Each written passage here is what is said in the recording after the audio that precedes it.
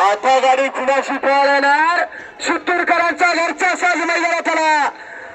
बघा म्हातारे अनेक वर्षाचं मागचा ड्रायव्हर आहे. उदाहरणाची सुद्धा ताकद आहे, अजून सुद्धा मनगडात ताकद आहे, अजून सुद्धा गुडघ्यात पावर आहे. मागे छत्रीवरती उभा राहणारा अतिशय सुंदर असा या ठिकाणी शित्तूरकर मामा या ठिकाणी उपस्थित आहे.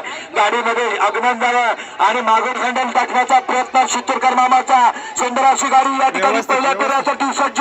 दुसऱ्याला या ठिकाणी विराजमान होते. कोण होणाराच्या मैदानात गुलालाचा मानकरी. दहावीला मैदानात आला शित्तूरकरांचा भारत आहे आणि त्यांच्यासोबत सुंदर असा सास बसतोय.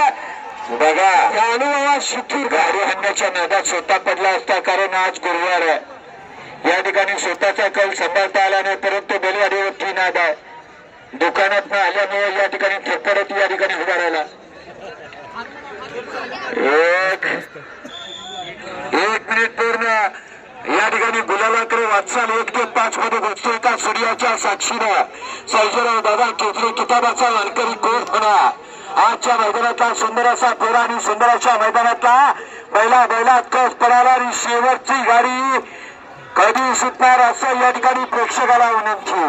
मामाचे वय झालं, परंतु मामा शेकड्यात उभा राहिलेला, कारण हा नाद आहे. मामा पुढे सगळ्याच बाद आहे. वरून उडी मारली.